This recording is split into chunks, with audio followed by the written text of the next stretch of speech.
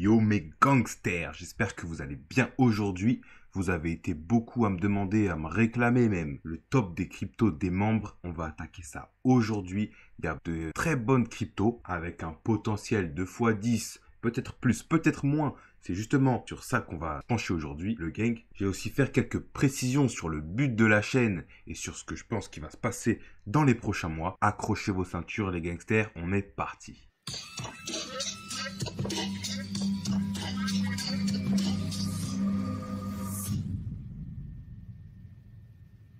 Je vous avais demandé de me donner en commentaire vos cryptos préférées, celles qui sont vraiment dans votre cœur, auxquelles vous croyez, et pour que je puisse faire une petite analyse tranquillement entre nous, voilà, sans trop se mettre la pression, on va faire une petite analyse. La majorité des projets qui vont le plus faire de profit, ils sont pas encore sortis. Et c'est un piège de débutant de essayer de tout de suite se placer dans les projets. Il faut d'abord regarder, et c'est ce qu'on va faire aujourd'hui.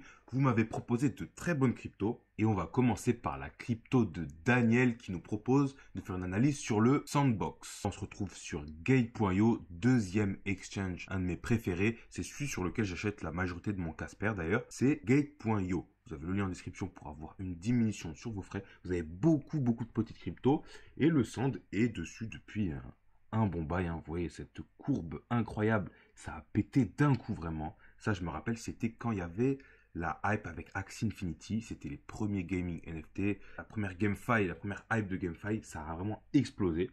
Et depuis, voilà, ça a totalement craché jusqu'à les prix d'avant, en vrai. Hein. Donc, vous avez plusieurs stratégies. Hein. Vous pouvez vous dire que ce truc est complètement mort et que ça ne reviendra plus jamais. Hein. Ça va continuer à latéraliser pendant l'infini. C'est pas ce que je pense. C'est pas ce que moi je pense personnellement. Je vous le cache pas. Je pense qu'on est dans un moment de réaccumulation très importante. Hein. On a vraiment, je pense, la chance de pouvoir être ici. Bien sûr, ne cramez pas votre portefeuille et je ne vous incite pas à investir. Hein. Je ne suis pas conseiller en investissement. Mais on va faire le disclaimer plus tard. D'ailleurs, on va parler de 2-3 sujets importants. Mais pour l'instant, le Sand, excellent projet. Un de mes projets favoris. J'ai un bon bac de Sand dans ma petite ledger. Je rappelle, je mets mes cryptos dans la ledger. Alors, Sandbox qui est un métaverse, donc pour ceux qui ne savent pas vraiment ce que c'est le métaverse, parce que c'est vrai que avec tout ce qu'on entend sur le marché, on entend des vertes et des pas mûres et vraiment des grosses bêtises, le métaverse, pour vraiment simplifier ce que c'est au noyau, c'est un jeu, voilà, c'est un espace virtuel dans lequel les utilisateurs pourront posséder des actifs. Voilà. Ça n'a rien à voir avec le fait que ce soit qu'un monde virtuel comme Minecraft ou je sais pas, VRChat par exemple, parce que ce qu'il y a de vraiment différent, c'est qu'il y a cet acte de possession. On aura des actes de propriété qui sont représentés par les NFT. Et oui, je le rappelle, les NFT, le gang, n'oubliez pas, ce n'est pas du tout des images. C'est pas une image, un NFT. Ça peut être associé à une image, mais c'est un acte de propriété. Donc si vous avez un actif dans le jeu, je sais pas, une voiture, une maison, une épée, un terrain, en l'occurrence, eh bien, on sait que ce terrain vous appartient à vous et à vous seul. Et vous pourrez, du coup, faire ce que vous voulez dessus, le revendre, faire des événements, etc.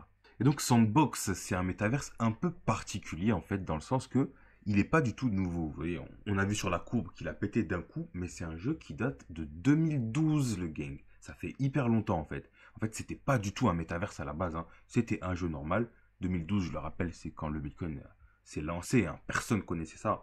C'était un jeu normal sur iOS, Android, les téléphones, quoi. Vous voyez ce que je veux dire. Et en fait, au bout d'un moment, quand il y a eu la hype d'Ethereum, je crois il y a 3-4 ans, ils ont décidé de partir sur un jeu 3D métaverse basé sur les NFT. Et donc franchement, gros virage. Et l'avantage avec ça, c'est qu'ils ont beaucoup d'expérience d'utilisateurs, beaucoup de données utilisateurs qui peuvent exploiter pour leur marketing, pour le jeu en lui-même. Et c'est pour ça qu'on a un métavers qui a l'air vraiment exceptionnel et vous savez que j'adore les collaborations, les partenariats dans les projets. Alors Sandbox, c'est vraiment un mastodonte du partenariat. Vous voyez, là on a Snoop Dogg qui est un des plus gros partenaires de Sandbox.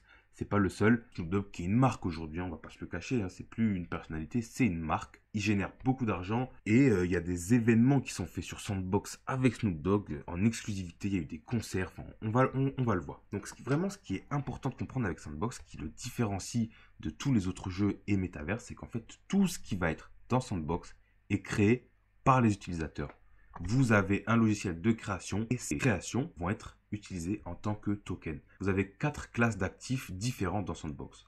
Vous avez le Sand, qui est la monnaie du jeu. C'est la crypto Sand qu'on a vu. C'est seulement la première classe d'actifs. Donc vous pouvez spéculer dessus si vous imaginez que ça va aller plus haut. Là où le Sandbox va être un actif dans le standard ERC20, voilà, comme vous savez, tous les tokens Ethereum sont de standard ERC20, ceux que vous allez échanger par exemple sur les exchanges. Sandbox est un ERC20. Le token Land, lui, va être un token de standard E731, qui est le standard le plus apprécié pour les NFT, donc c'est le plus sécuritaire, et il est choisi comme standard pour le Land. Et donc, vous allez pouvoir créer, par exemple, sur votre Land, la troisième classe d'actifs de Sandbox, qui est les assets. En fait, les assets, ça va être directement des objets, des véhicules, ou peut-être même des textures, des skins, etc. Tout ce qui va être créé va être revendable, vous avez vu, par du Sandbox ou échangeable, parce que ça va être un NFT en soi. De standard, il me semble, ERC 1118. Vous vérifierez, vous me direz, mais voilà, un troisième standard pour l'actif digital numéro 3 de The Sandbox. Vous allez pouvoir avoir votre personnage, ou même les affiches publicitaires que vous pourriez mettre seront un asset. Donc on voit vraiment que ces 3 actifs numériques sont interconnectés et interdépendants pour apporter à l'écosystème son unicité et sa fonctionnalité. On voit vraiment, voilà, là on a les partenariats, voilà. Regardez-moi ces partenariats. Est-ce que vous reconnaissez pas 2-3 noms là? Donc on a Snoop Dogg déjà qui est partenaire depuis, je sais pas, 2021, il me semble qu'il avait annoncé ça. Il y a eu un concert parce qu'il a une grosse parcelle, lui il s'est pris une grosse parcelle dans le monde de Sandbox. Il faut savoir que le monde de Sandbox, il est fermé, c'est-à-dire qu'il ne va pas y avoir plus de parcelles créées. Il y a un nombre limité de parcelles, c'est inscrit dans la blockchain, donc personne ne pourra créer des parcelles. Donc elles vont se raréfier. Si bien sûr le projet perce, hein, s'il faut, tout le monde va se rhabiller, moi j'en sais rien du tout. Mais il y a déjà des concerts de Snoop Dogg en exclusivité. Moi ça me titille les naseaux, si vous voyez ce que je veux dire. On a Walking Dead Adidas aussi. Hein. Je sais pas si vous connaissez, c'est des petites entreprises pas très connues. Là on a les Schtroumpfs. Atari, comme je vous ai dit, qui a un énorme land sur Sandbox. Deadmo5, qui est un artiste aussi, qui fait, je sais plus, qui fait de l'électro, je crois. Pareil, un concert exclusif. Et vous voyez, par exemple, vous allez avoir votre land, ou pas forcément, vous allez juste vous balader dans Sandbox, et vous allez avoir votre petit portefeuille de sand. Et pour aller au concert, je sais pas, vous allez payer 10 sand. Ouais. Aujourd'hui, 10 sand, c'est quoi? C'est 5 balles. Et on peut imaginer que le sand, il a beaucoup plus. Ça peut facilement se revendre très cher. Ou si vous êtes un fan de Snoop Dogg ou de Deadmo, vous allez kiffer votre concert avec vos potes et tout, quoi. Il n'y a pas de souci. Donc voilà, on voit qu'il y a plein d'événements, franchement, carré Sandbox. Et voilà, faut savoir que le jeu, il est lancé déjà. Il y a un jeu jouable, là, bien sûr, qui va se construire et qui va, j'espère, péter dans les prochains bullruns, hein, parce que vous savez que le métaverse, aujourd'hui, on n'en parle plus. Vous avez vu le prix du centre, comment il est redescendu? Plus personne ne parle du métaverse, alors que la hype, elle était incroyable. Les gens, ils oublient hyper vite. C'est ouf quand même. Hein. Je sais pas ce que vous en pensez, mais vraiment, dans les marchés, on oublie, en l'espace de quelques mois, on a oublié nos plus grandes aspirations, nos plus grands trucs. C'est vraiment, on est dans le jus, quoi. Et franchement, tant mieux, puisque si on tire notre épingle du jeu, qu'on reste concentré, bah on peut vraiment placer sur des bons projets comme Sandbox, où à l'époque, je me souviens, on disait jamais ça redescendra, etc. Bah écoutez, c'est redescendu, génial. On peut créer son avatar, on peut créer déjà plein de choses. On va aller faire un tour sur la map. Et juste avant, regardez, j'ai trouvé un screenshot du concert de Snoop Dogg. Donc là, c'est le personnage, l'avatar de Snoop Dogg, qui a déjà fait un petit concert tranquille, private. Tu peux aller lui parler et tout. Tu vois, t'imagines, tu vas aller chatter avec Snoop Dogg parce que t'as un ticket VIP en sand qui t'a coûté. Imagine si tu le prends aujourd'hui 10 balles et dans 3 ans, ça vaut 500 balles. Tu vois ce que je veux dire? Juste pour dire bonjour à Snoop Dogg dans Sandbox. Bien sûr, ça reste de la spéculation. Hein. On imagine, dans le meilleur des scénarios. S'il faut, ça va pas du tout se passer comme ça. Mais s'il faut mettre 10 balles Sandbox en espérant que ça prenne de la valeur, moi je ne vous dis pas quoi faire, hein, le gang. Hein. Je le rappelle, je vous dis pas quoi faire. Mais je pense que Sandbox, ça va être le moment de vraiment s'y intéresser. Et donc la map Sandbox, une map qui est assez grande quand même, c'est assez cool. C'est tout ce qu'il y aura jamais. Et vous voyez qu'il y a déjà des parcelles qui sont en vente. Regardez, les moins chères, elles sont à 0,7075 Ethereum, qui fait un peu plus de 1000 euros. Et je suis en train de me dire en ce moment, est-ce que ce serait pas une mauvaise idée de se faire péter une petite parcelle, vous voyez? J'en sais rien du tout, mais je commence à me poser la question parce que je sais que ça peut peut-être être une des opportunités générationnelles en fait. Hein. Peut-être qu'on ne reverra plus jamais ce genre de prix. Bien sûr, c'est que des peut-être. Hein. S'il faut, je dis de la totale bêtise et que ça va descendre à 0,1 ETH, hein, mais je pense que je vais me placer, vous voyez. Et donc voilà, vous avez par exemple la Ubisoft qui a acheté une land, Adidas ici, Invincible, super ça. Il y a des nouveaux investisseurs. Invincible, je sais pas si vous connaissez, c'est une histoire de super-héros, un comic super sympa à regarder. Voilà, on a Binance ici qui a pris une land, Gemini qui s'est placé ici, on a le petit endroit de Walking Dead aussi. Et imaginez que tout ça, il y aura des événements, vous voyez. J'imagine que Walking Dead, ils vont pas faire que de la pub, même tout ça, Gemini, il y aura peut-être du stacking et tout. Oh, CoinMarketCap, ça, j'avais même pas reconnu. Donc vous voyez, il y a beaucoup d'acteurs qui sont placés, qui sont bien placés sur Sandbox. Il y a Atari, j'arrive pas à retrouver Atari et Snoop Dogg. Mais bon, vous en faites pas, ils sont là. On a retrouvé déjà Adidas. Moi, j'hallucine qu'il y a Adidas, hein. Franchement, acheter une petite lande à côté de tous ces gros noms. Je sais que les plus grosses des landes, elles se vendent aujourd'hui à plusieurs millions d'euros. C'est pas rien.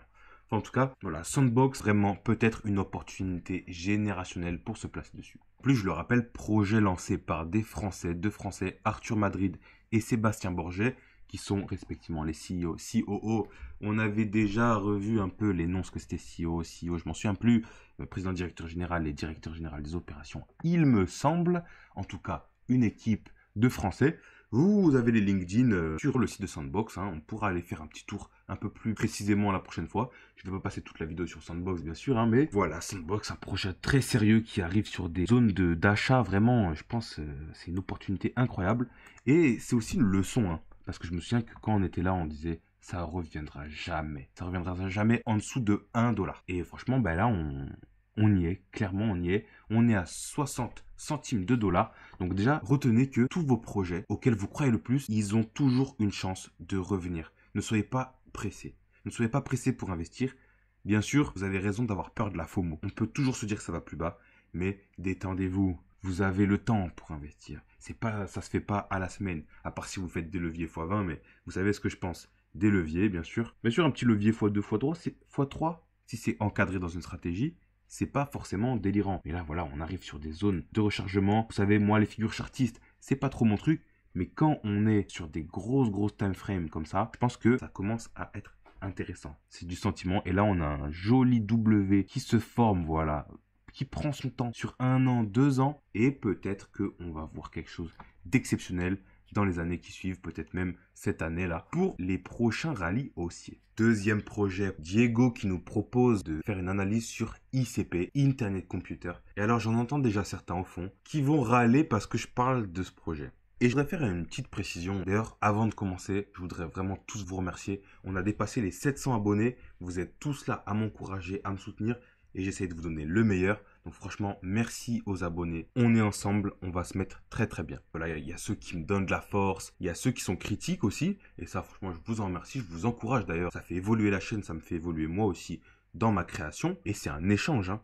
Mais il y en a quand même 2-3 au fond, là, qui se permettent un peu d'être exigeants des fois, vous voyez. Je sais qu'il y a beaucoup de youtubeurs qui font juste pas attention et qui se concentrent que sur ceux qui donnent de la force, c'est très bien.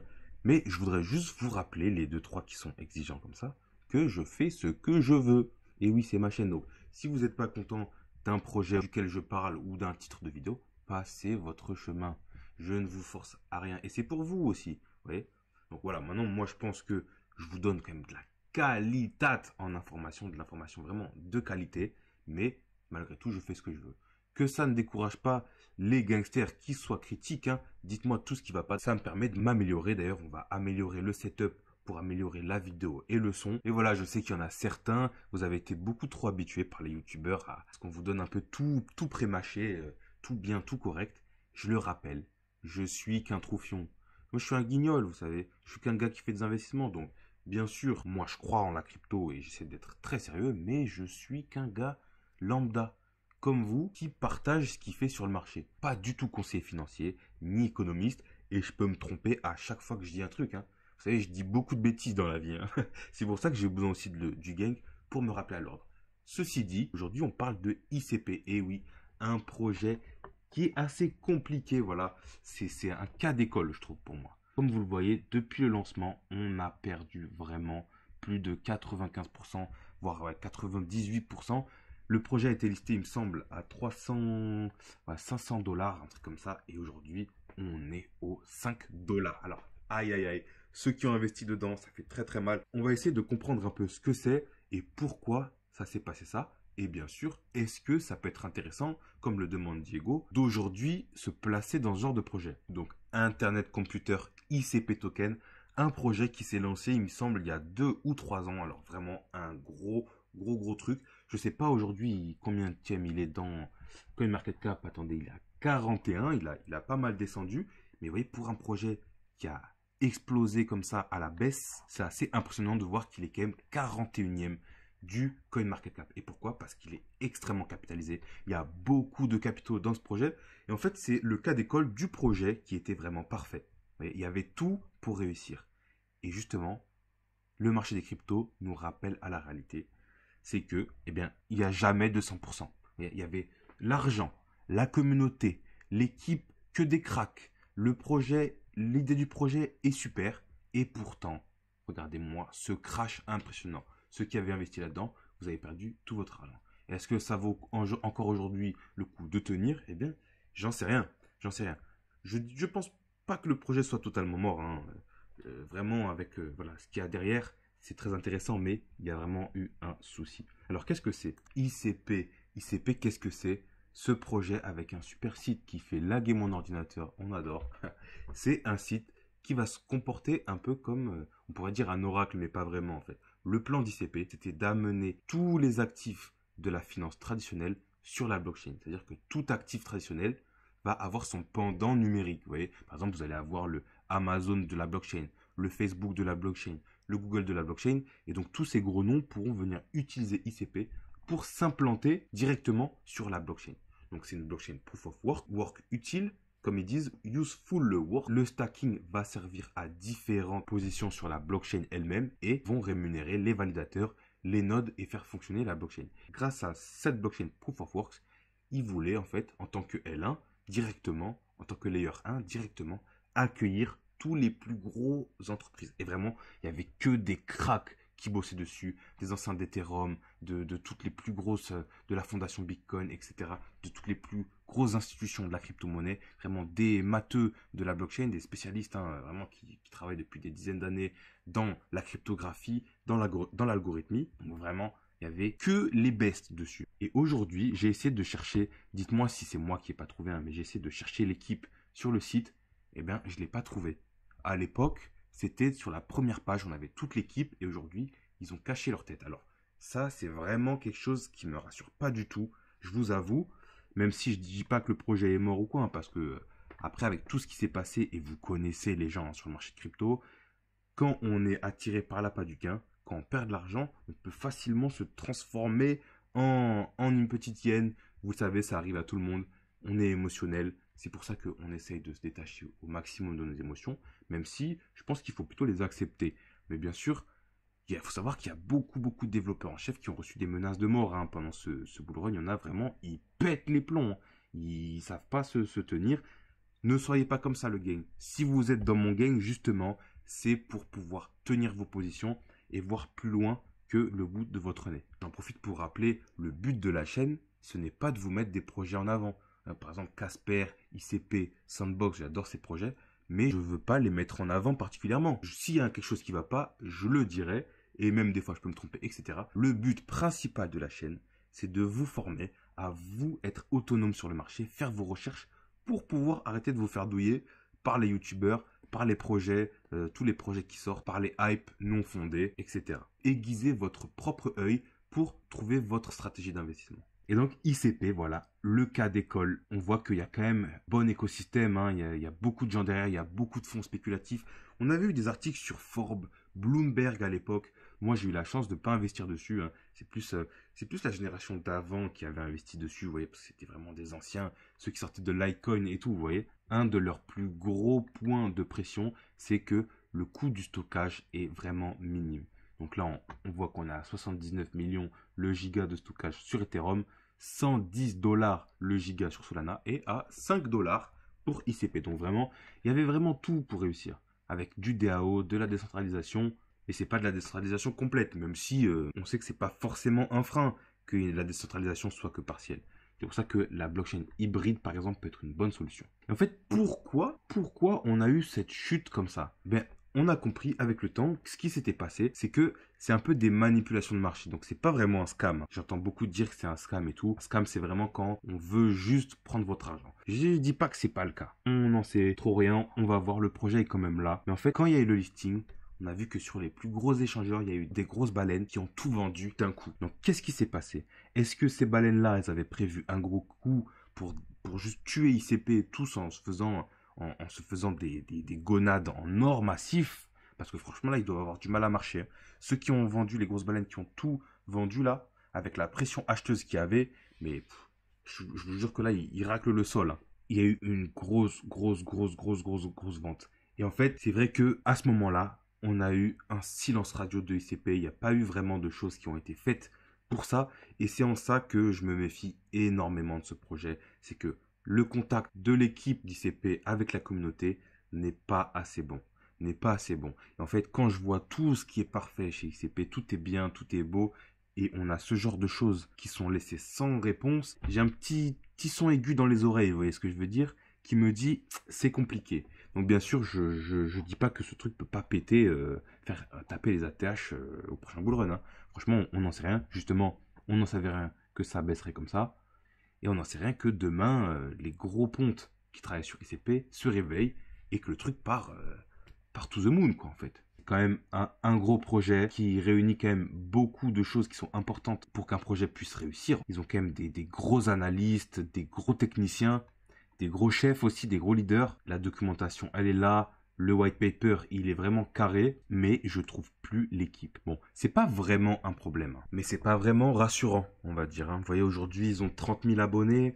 Il me semble qu'ils en avaient vraiment beaucoup plus avant, donc vraiment, ils ont perdu la confiance de la communauté. Et donc voilà, ce qui me fait peur avec ce genre de charte, vous voyez, moi, je suis du genre à dire qu'un projet peut toujours se réveiller. Quand ça latéralise comme ça, c'est même des bons moments d'accumulation. Le problème, c'est que si vous perdez la confiance de votre communauté, le temps que vous remettiez tout sur place, ben votre communauté, elle a trouvé d'autres projets. Parce que les projets, ils se lancent tous les jours. Les génies, ils affluent sur le marché. Donc oui, il y avait des cracks totales sur ICP, mais des cracks totales, il y en a beaucoup. Et ils partent aujourd'hui des jeunes, de plus en plus de jeunes développeurs génies qui vont sur la blockchain. En fait, votre projet, vous allez vous le faire voler, entre guillemets. Il y a un autre projet qui va arriver, et du coup, votre communauté qui fait tout n'est plus là pour vous soutenir. Donc, peut-être que ce token reviendra à la mode dans quelques années, hein, mais peut-être quelques mois, j'en sais rien. Mais en attendant, c'est pas dans ce genre de projet que je vais investir.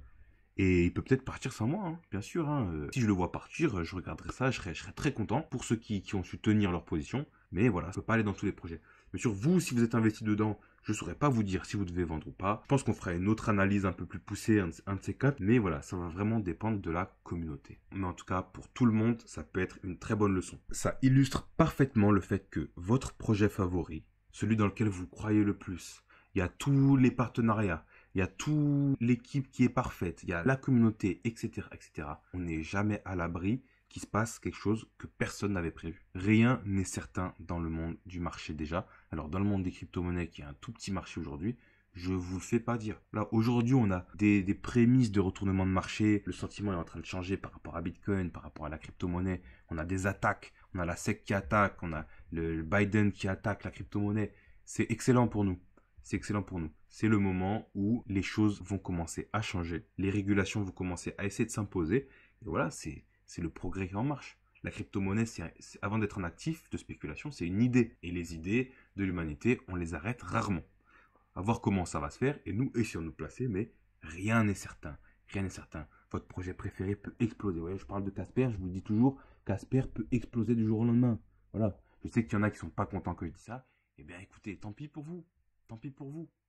Nous, c'est ce qu'on pense et moi, je dis ce que je pense. Dans le game, on dit ce qu'on pense. Et vous avez très bien le droit de ne pas être d'accord avec moi, hein, discutons. Moi, je vous dis clairement quelles sont mes pensées à ce sujet. Ce qui est certain, c'est que ICP, c'est un des projets que je vais continuer à suivre du regard parce que c'est un cas d'école et je pense qu'il peut nous apprendre beaucoup sur comment gérer notre portefeuille. Ça, c'est certain. Avant de continuer, je vous rappelle, on est toujours affilié Boursorama Bank. Vous avez 100 € offerts directement sur votre compte en banque. Si vous créez un compte, ça prend 10 minutes, c'est gratuit. Pour ceux, comme on m'avait dit en commentaire, qui n'ont pas de quoi investir, même s'ils voudraient commencer, et pour même ceux qui ont déjà à investir mais qui veulent grossir leur bague, c'est un petit coup de pouce qui peut servir. Voilà, vous avez le lien en description. C'est gratuit, ça fait toujours 100 balles dans la poche. Sam qui nous propose de faire une analyse sur CKB, Nervos Networks, qui est un excellent projet. Franchement, voilà, ça, à contrario, c'est un projet auquel je crois vraiment à 100%. Bien sûr, c'est que mon avis, hein.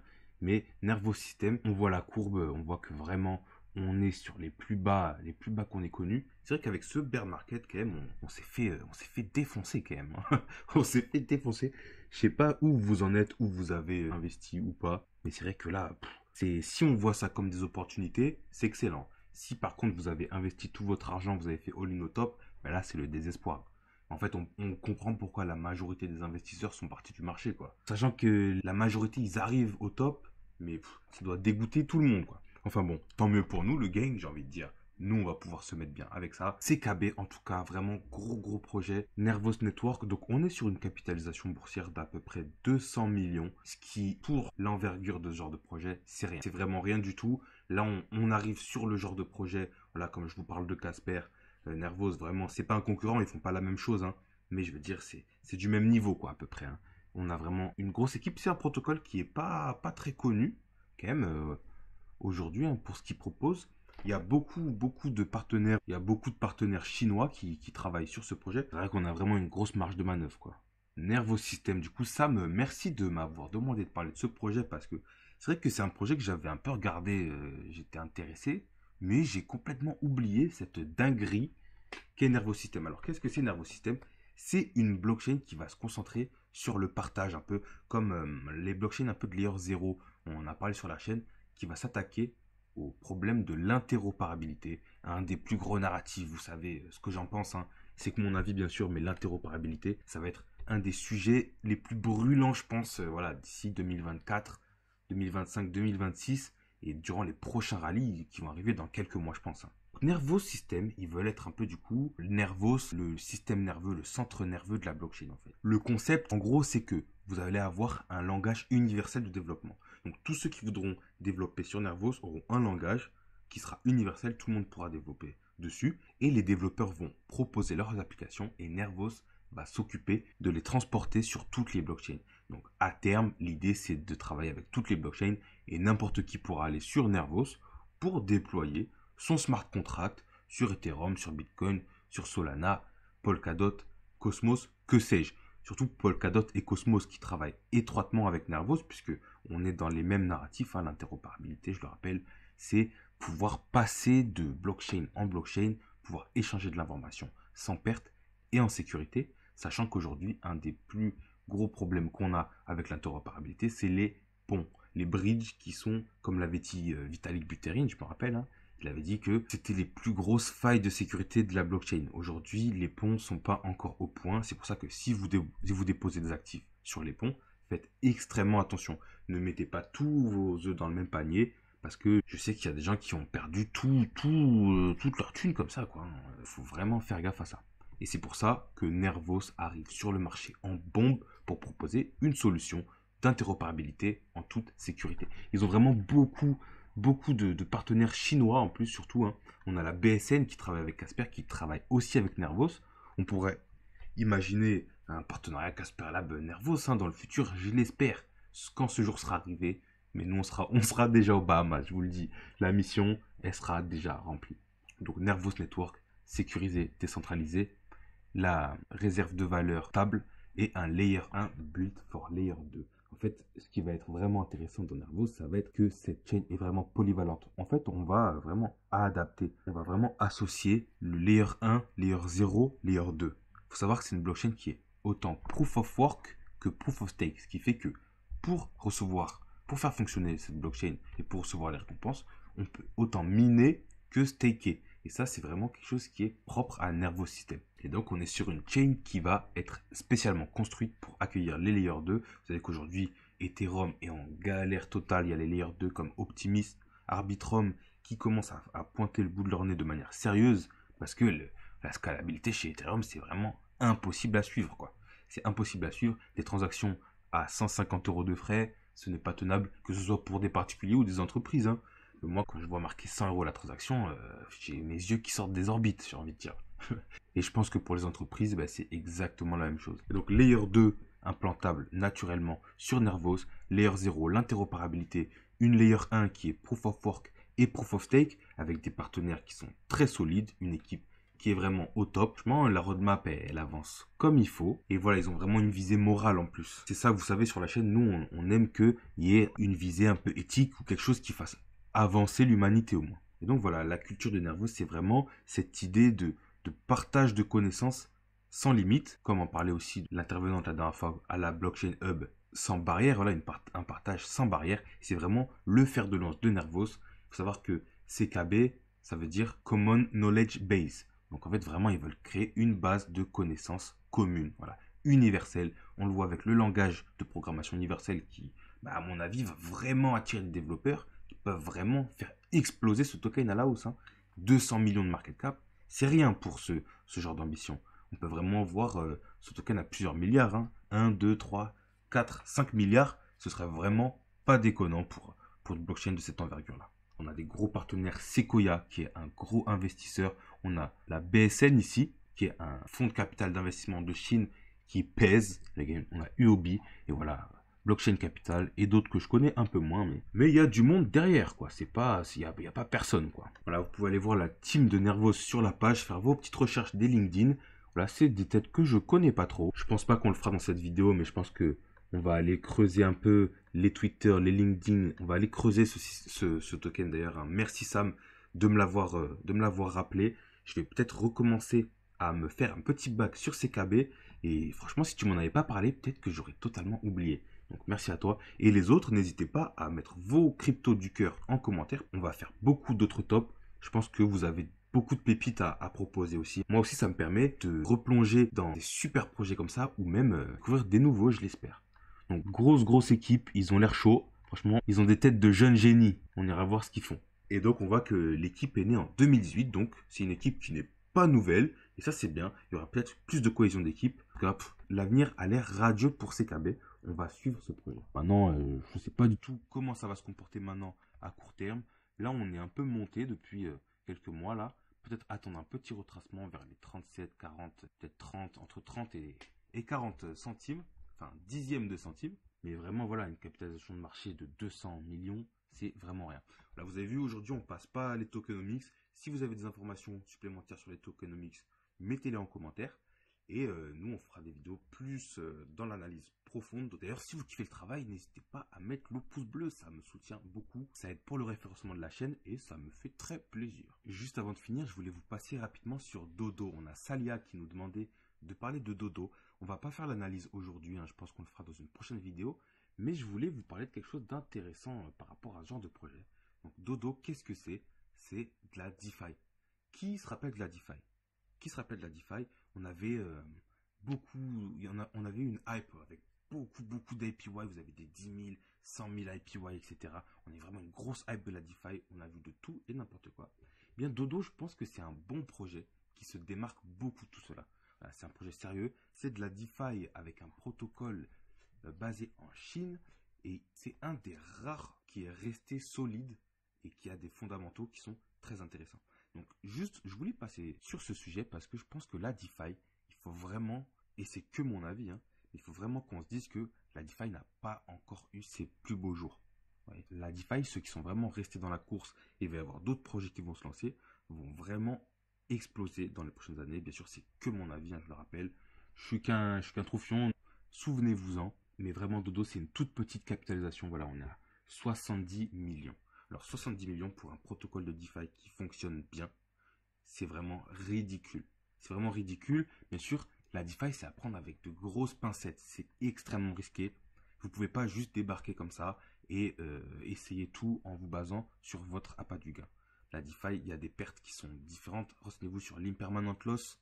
Il faut aussi savoir que il y a beaucoup de protocoles qui ont des backdoors qui peuvent partir avec votre magot. Je pense pas que c'est le cas de Dodo, mais j'en sais rien. On va creuser un peu plus dans les prochaines semaines, mais c'est peut-être le moment de se rappeler de la DeFi, vous voyez ce que je veux dire?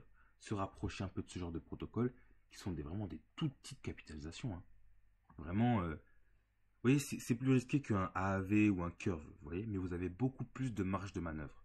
Et en soi, le risque n'est pas beaucoup plus grand. Maintenant, Dodo a fait ses preuves. Voilà, il y a des audits, on voit qu'il y a Certic qui a audité le DEX, même si ça veut rien dire, hein. Bien sûr, il y a beaucoup de manières de contourner tout ça, mais Dodo a fait ses preuves. Et en fait, demain, si la DeFi disparaît, ok, Dodo disparaît. Mais AV, Curve disparaît aussi. En fait, si vous pensez que la DeFi peut exploser, peut du moins évoluer, je vous conseille de garder un œil sur ce genre de projet. Bien sûr, ne suivez pas les conseils aveuglément. Je vous rappelle, faites votre stratégie, allez chercher par vous-même, c'est vraiment essentiel. De ne pas écouter que les calls, mais voilà, Salia, bien vu Dodo. Moi aussi, je pense que je vais commencer à peut-être réinvestir dessus, regarder au moins comment ça se passe, ça c'est sûr. Dans un premier lieu, il y a l'étape de l'analyse. Mais ouais, franchement, la DeFi, à ne pas oublier.